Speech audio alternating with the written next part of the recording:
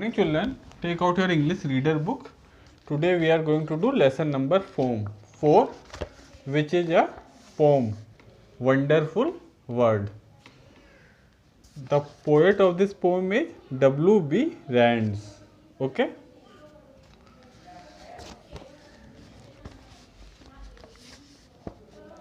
Before you start, how do you appreciate the beauty of the earth?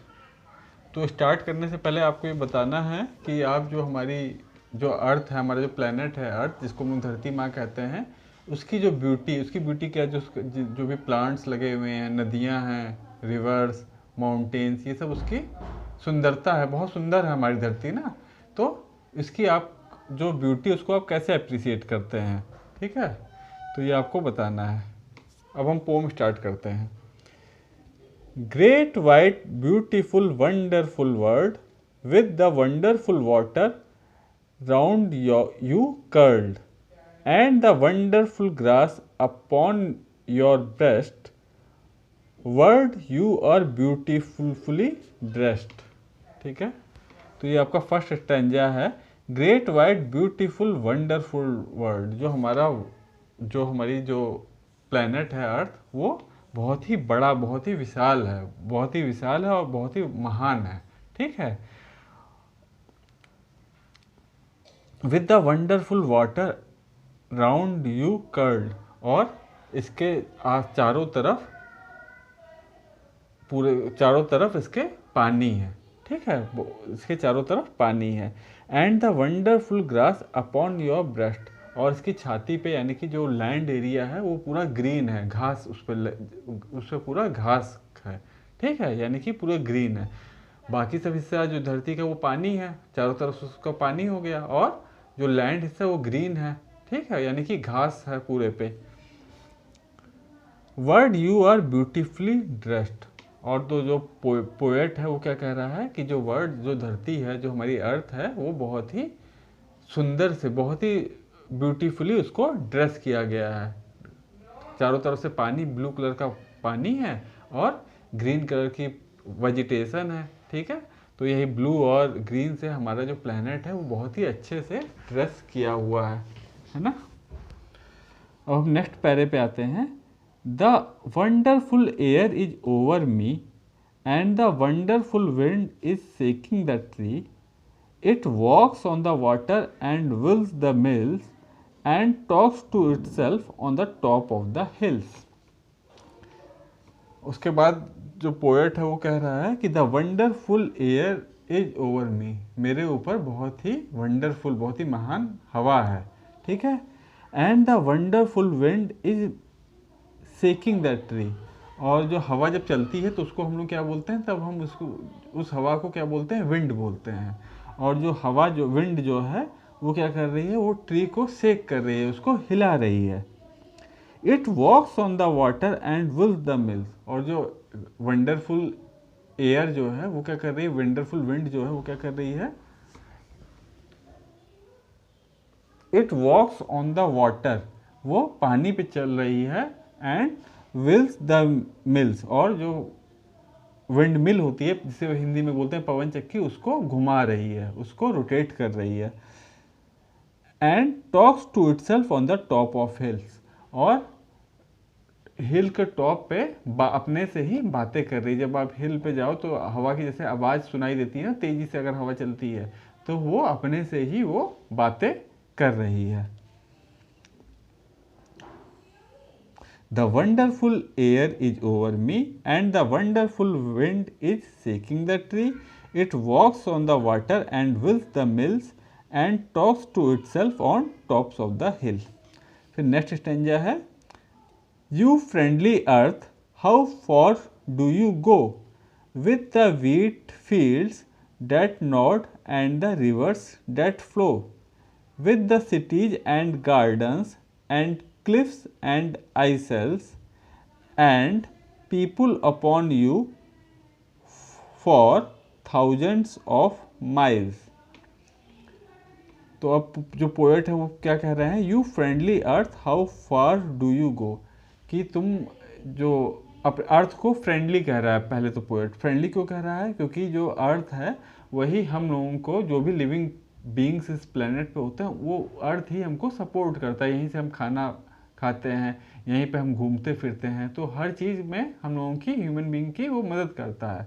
तो poet क्या कहता है, you friendly earth, you friendly earth how far do you, तुम कितना दूर गए, with the wheat fields that nod and river that flow, हमारे ऊपर क्या है, बहुत सारी व्हीट फील्ड्स, बहुत सारे जो फसलें होती हैं गेहूं की, चावल की, वो सब है, एंड और बहुत सारी नदियां तुम्हारे ऊपर बह रही हैं, with the cities and gardens and cliffs and isles, और बहुत सारे शहर के शहर बसे हुए हैं, बहुत सारे गार्डन्स हैं, ठीक है, पहाड़ों की चोटियां हैं, ठीक है, और क्या है, और बहुत सारे आइलैंड, आइसल्स आइलैंड जो जो चारों तरफ से पानी से घिरे होते हैं, ठीक है, वो आइसल्स हैं, और बहुत सारे लोग रहते हैं, थाउजेंड्स ऑफ माइल, तुम्हारे जो जगह, तुम्हारे ऊपर बहुत सारे, तुम्हारा जो एरिया है थाउजेंड ऑफ माइल्स का, उस पर बहुत सारे लोग भी रहते हैं। फिर हम नेक्स्ट पैरा पे आते हैं, you are so great and I am so small, I tremble to think of you world at all, and yet when I said my prayers today, a whisper inside me seemed to say, you are more than the earth, though you are such a dot, you can love and think and the earth cannot।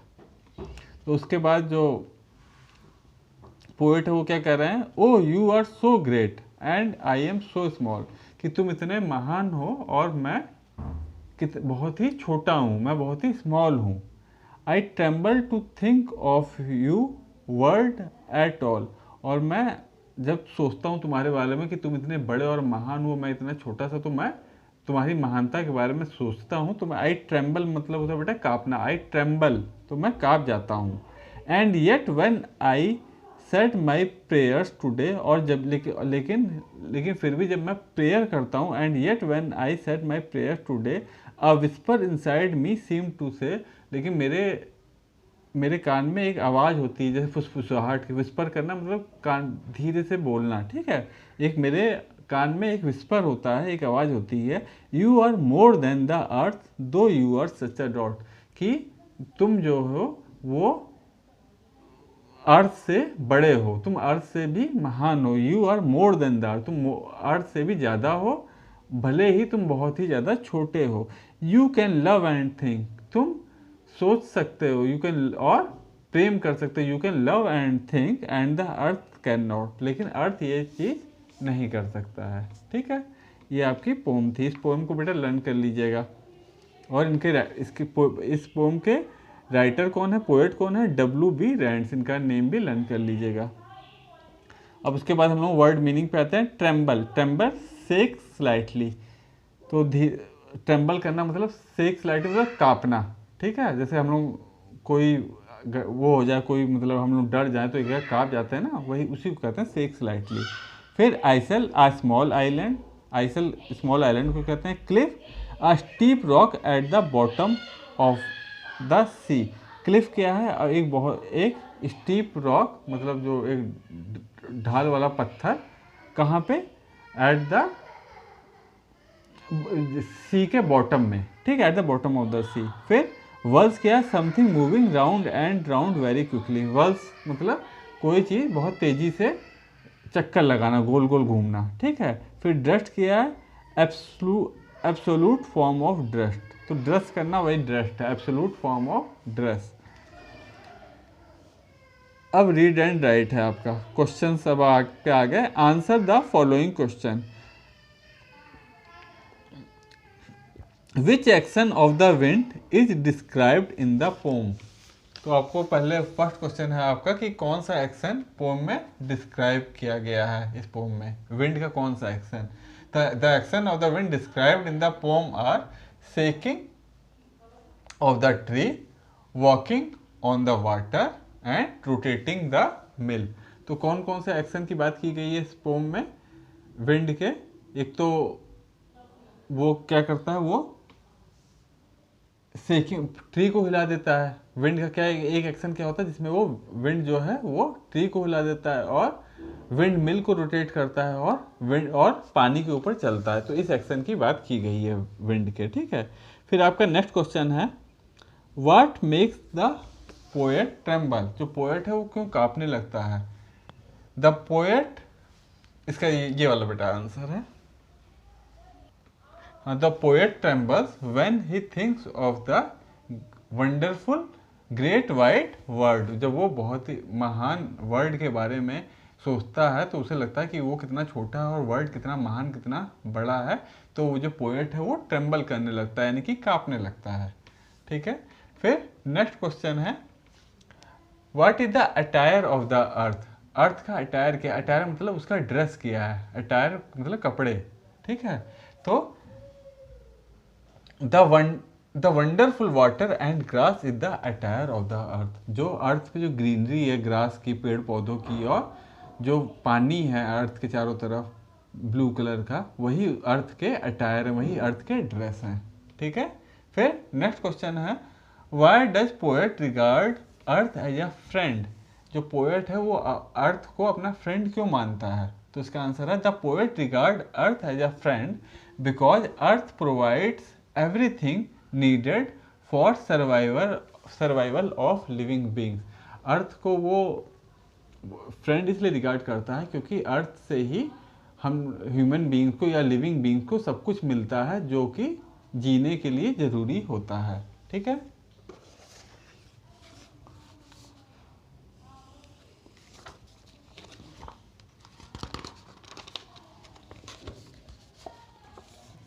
अब हम आते हैं B exercise पे। Read the extract given below and answer the question that follows. You are more than the earth though you are such a dot you can love and think and the earth can not, ठीक है। तो ये जो two lines है ये आपके pome से ही ली गई हैं, ठीक है। तो ये दो लाइन के बाद आपसे कुछ इसी से रिलेटेड क्वेश्चन पूछे गए हैं। तो फर्स्ट क्वेश्चन है, name the poem and the poet. पहले आपको इस पोएम, ये कौन सी पोएम है और इसके पोएट का क्या नेम है ये आपको बताना है। तो इसमें क्या आ जाएगा, the poem is wonderful world and the poet is W.B. रैंड्स, ठीक है। फिर इसमें नेक्स्ट क्वेश्चन है आपका, हु इज यू हियर। तो इस पोएम में जो यू की बात हो रही है तो यू कौन है। तो यू कौन था, यू वो पोएट ही था ना। यू इज द पोएट और the living being on planet earth. You जो है वो पोएट के लिए या किसी भी लिविंग बीइंग के लिए इस्तेमाल हो रहा है, ठीक है, यू। फिर थर्ड क्वेश्चन है, what can you do with the earth is unable to do. मतलब यू जो है, यू जो पोएट है या फिर जो लिविंग बीइंग है धरती पे, वो क्या कर सकता है जो कि अर्थ नहीं कर सकता है। तो इसका आंसर हो जाएगा, living beings can love and think. Living beings प्रेम कर सकते हैं और सोच सकते हैं, थिंक कर सकते हैं, ये काम अर्थ नहीं कर सकता, ठीक है। फिर हम नेक्स्ट एक्सरसाइज पे आते हैं, वो है C. Read these words aloud. तो curled, mills, will, tremble, cliff, isle. तो कर्ल्ड बेटा क्या है, कर्ल्ड मतलब वही लच्छेदार, कर्ली जैसे है नहीं, तो वही कर्ल्ड कहलाता है। फिर मिल्स विंड मिल के लिए यूज हो रहा है, जो पवन चक्की जो है उसके लिए मिल यूज हो रहा है। विल मतलब गोल गोल घूमना, ठीक है। फिर ट्रेम्बल कांपना होता है। क्लिफ वही एक स्टीप रॉक जो बॉटम ऑफ द सी। फिर आइजल एक स्मॉल आइलैंड, ठीक है। आइलैंड क्या होता है बेटा, जो चारों तरफ से जिसके पानी होता है। अब हम आते हैं ग्रामर फन एक्सरसाइज पे, ग्रामर फन पे आते हैं, प्रोनाउन। तो प्रोनाउन क्या है, a pronoun is a word that takes place of a noun. Example he, she, it, they, we etcetera.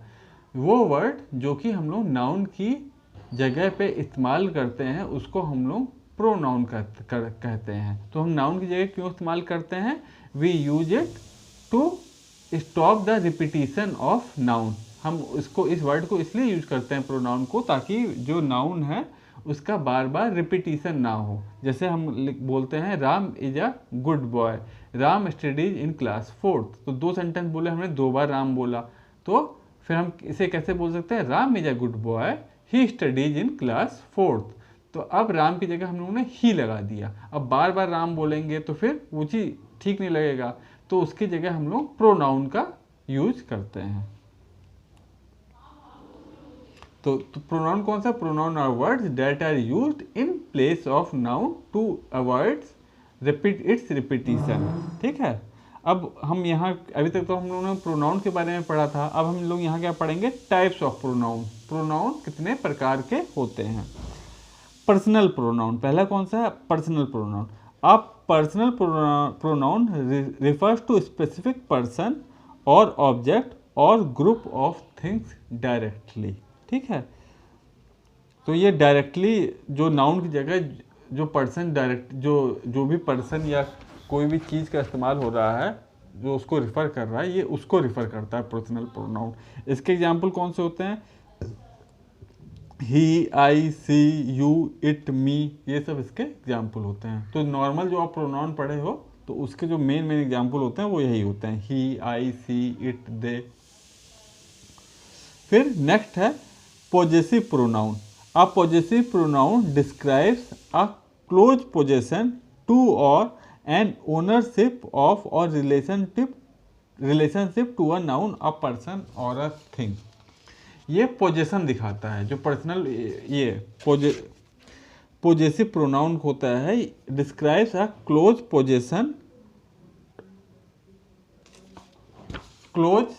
Possession या रिलेशनशिप टू ए नाउन दिखाता है, जो पर्सनल ये पोजेसिव प्रोनाउन होता है। ठीक है, इसके एग्जाम्पल देखते हैं। एग्जाम्पल, हिज, योर्स, तुम्हारा, मेरा। ठीक है, जैसे मी तो आपका पर्सनल प्रोनाउन हो गया। अगर मैं कहता हूँ माइन, मेरा है, तो वो आपका पॉजेसिव प्रोनाउन हो जाएगा। ठीक है, हिज, योर्स, माइन, अवर्स, ये सब आपका पॉजेसिव प्रोनाउन होते हैं। ठीक है, फिर थर्ड है आपका reflexive pronoun. A reflexive pronoun expresses a noun when the subject action affects और इन्फ्लुएंस द सब्जेक्ट इटसेल्फ।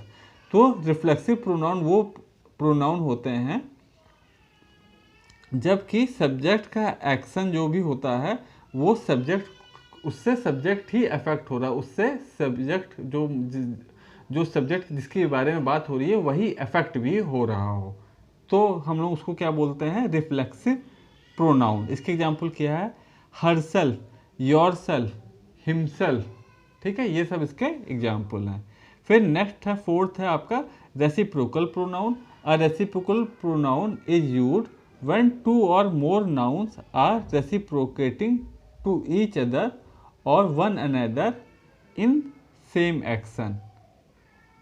ठीक है, तो उसमें ये रेसिप्रोकेटिंग प्रोनाउन कौन से होते हैं, जब दो लोग एक ही एक्शन में एक ही दूसरे का अपोजिट एक्शन कर रहे हैं, मतलब जो दोनों लोग एक ही एक्शन कर रहे हैं, जैसे एक धक्का दे रहा है तो दूसरा भी उसको धक्का दे रहा है, तो ये रेसिप्रोकल प्रोनाउन कहलाता है। ठीक है, इसका एग्जाम्पल देखिए, two girls pushed each other, दो गर्ल्स ने एक दूसरे को धक्का दिया, तो इसमें जो ईच अदर है वो आपका रेसिप्रोकेटिंग प्रोनाउन हो गया। ठीक है,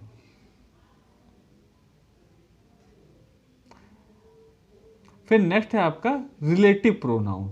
अ relative pronoun is a word which is used in relation to a noun and modifies अब द सेम नाउन।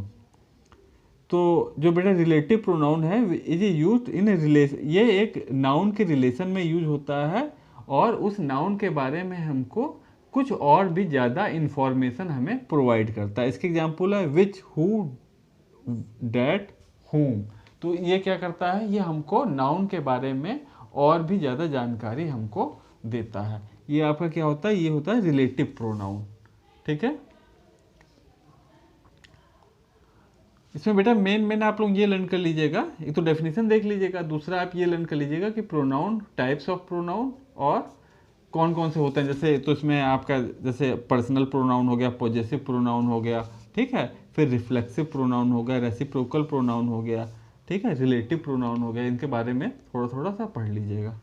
फिर आपकी एक्सरसाइज डी है, right the type of sentences in the blanks space provided. तो यहाँ पे आपको इनको ये कुछ सेंटेंस दिए हैं, इनको आपको टाइप ऑफ सेंटेंस आपको बताने हैं। इसी बुक के जो हमारा लेसन 1 था उसकी हमने ग्रामर एक्सरसाइज में हमने ये टाइप्स ऑफ सेंटेंस पढ़ा था। Interrogative sentences, declarative sentences, exclamatory sentences, ठीक है, इंपेरेटिव सेंटेंसेस। तो वो वाली एक्सरसाइज एक बार आप फिर पढ़ लीजिएगा, ओके, चैप्टर नंबर 1 वाली। तो इसमें आपको वही सेंटेंस बताना है कि कौन सा सेंटेंस कौन सा है। जैसे फर्स्ट है what is the capital of India, तो इसमें क्वेश्चन पूछा जा रहा है, तो ये कौन सा सेंटेंस हो जाएगा, ये आपका इंट्रोगेटिव सेंटेंस हो जाएगा, यहाँ आप लिख देंगे इंट्रोगेटिव सेंटेंस। फिर सेकंड है honesty is a good quality to have in a friend. तो बेटा ये सब जो है ये डिक्लेरेटिव सेंटेंस, कोई चीज़ हम किसी के बारे में कुछ बताएं जो कि सही हो, ठीक है, कोई फैक्ट हो उसको हम बता रहे हो, और कोई चीज़ हो गया हम जिसके बारे में हमको सही जानकारी हो वो चीज़ हम बता रहे हो, तो वो आपका डिक्लेरेटिव सेंटेंस कहलाता है। जैसे friendship is a good quality to have in a friend, ये आपका डिक्लेरेटिव सेंटेंस हो जाएगा। अ रेनबो है 7 कलर्स, ये भी डिक्लेरेटिव सेंटेंस है। The monkey ate slowly and climbed up the tree, तो ये भी हम एक बात बता रहे हैं, तो ये भी आपका डिक्लेरेटिव सेंटेंस ही होगा। The children went for a picnic, ये भी आपका ये डिक्लेयर कर रहे हैं कि जो चिल्ड्रन है वो पिकनिक के लिए गए, तो ये भी आपका डिक्लेरेटिव सेंटेंस होगा। फिर they went to the market, वो लोग मार्केट गए, ये भी आपका डिक्लेरेटिव सेंटेंस होगा। तो इसमें जो फर्स्ट है वो आपका इंट्रोगेटिव सेंटेंस है, बाकी second, third, fourth, fifth and sixth ये पांचों आपके डिक्लेरेटिव सेंटेंस है। तो यहाँ पे हमने लिख दिया है, फर्स्ट आपका इंट्रोगेटिव सेंटेंस है और second, third, fourth, fifth and sixth are declarative sentence. इन सब के आगे आप लोग डिक्लेरेटिव सेंटेंस लिख दीजिएगा, ठीक है। अब हम आते हैं एक्सरसाइज ई पे, fill in the blanks with suitable pronoun. तो यहाँ पे आपको प्रोनाउन से इनको फिल कर देना है। तो उसमें फर्स्ट है mother brought some chocolates dash are in the jar, तो मदर कुछ चॉकलेट लाई, उसके बाद यहाँ पे आप क्या लिख देंगे, कौन सा प्रोनाउन यूज करेंगे, आप लिख देंगे they are in the jar. वो कहाँ पे है, जो चॉकलेट है वो कहाँ पे है, they are in the jar, यहाँ पे आप दे लिख देंगे। फिर Tia has a new video game,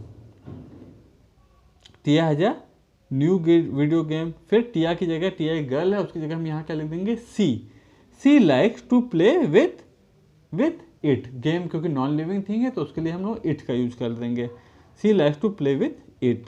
फिर Arun is a good doctor, Arun is a good doctor, Arun किसी मेल का नाम है।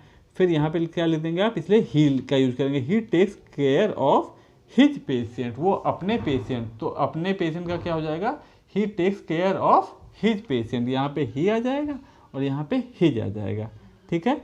फिर फोर्थ है Ekta and Mansi are going to the market with dash parents, तो एकता और मानसी किसके साथ जा रही है, विथ, वो अपने पेरेंट्स के साथ जा रही है, तो विथ देयर पेरेंट्स, ठीक है, यहाँ पे आप देयर लिख देंगे, THEIR देयर पेरेंट। फिर get the file the boss wants it now, तो गेट फाइल लेकर के आओ, जो बॉस हैं वो उसको चाहते, वो मांग रहे हैं, वांट यहाँ पे क्या जाएगा, IT it now.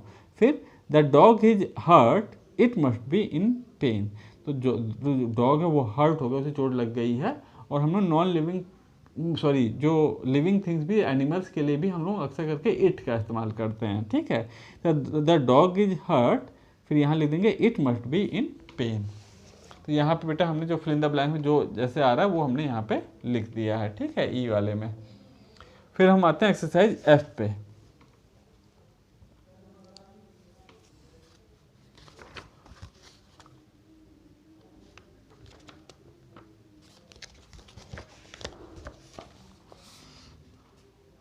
Right rhyming words for the following from the pome, तो यहाँ पे ये जो वर्ड्स हैं ये आपकी पोम में आए हैं, इन्हीं वर्ड्स के आपको राइमिंग वर्ड लिखने हैं, ठीक है।